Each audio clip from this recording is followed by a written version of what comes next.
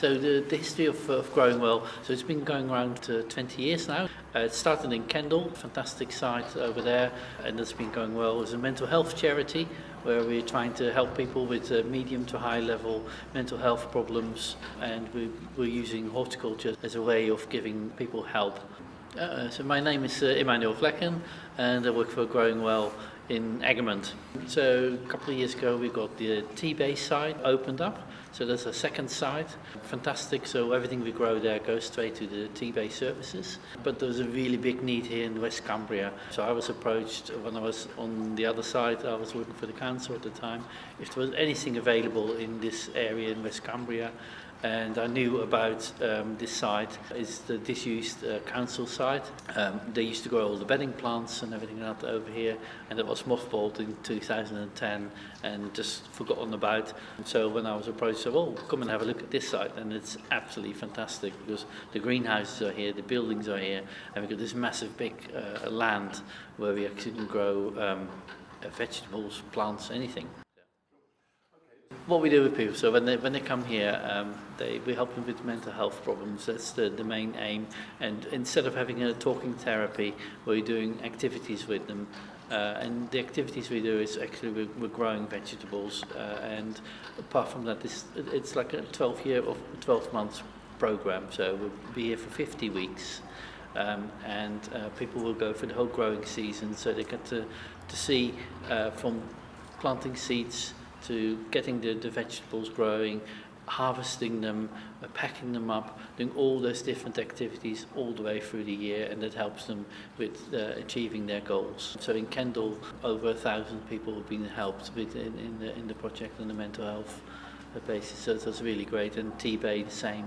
It's only been open for a short time, but so there's 4 days a week it's open for beneficiaries, and so for a maximum of 15 to 20 people a day. So you can work out the maths of how many people actually benefit from our services we provide. Yeah. So the whole site here in Egermond, so we're trying to cover the West Cumbria area. So we go as far as Maryport, Cockermouth, and we also take people from Wigton, but also go as far as Millom to the other side. And it's really important that the people who need the help can come here, so we bring them in with a minibus to the site. We've got greenhouses on site here, well, it's absolutely fantastic, so it will grow things much faster than we could do on the other sides where we just got polytunnels. And that's already noticeable because we started, now our greenhouses are fixed. In the propagation one, we started actually doing some propagation work, and we're already catching up with people who've been doing work in Kendal, because it just grows much faster under glass than it does in polytunnels, so it's really fantastic. So at the moment we're just waiting for the last 2 greenhouses to be finished off, dug out and compost put in. We then start landscaping the outside, and that's going to be happening in the next week, and they'll be all ready for growing vegetables there as well. We've had a good proven model in Kendal, and we're running it in T-Bay now, and we find that, well, Egermond hopefully is going to run just the same. We've been talking with the NDA, we're really interested in what we've been doing over here on this side, and they were talking, they really would like to replicate this on other sites in the rest of the UK.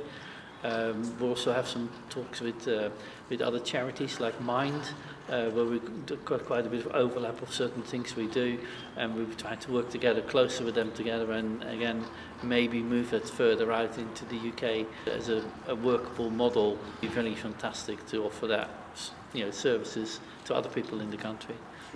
We'd really like to thank everybody who've been made the project possible, basically. So with the Copeland Community Fund, absolutely fantastic.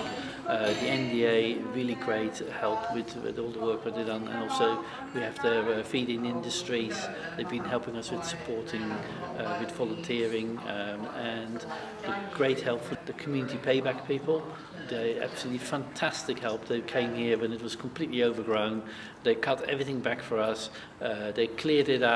Without them, this wouldn't have been possible. And then we've got the National Lottery as well, who's been a really great funder as well. And obviously, not to forget, we've got a group of volunteers who come in every Wednesday to help us moving forward with our project.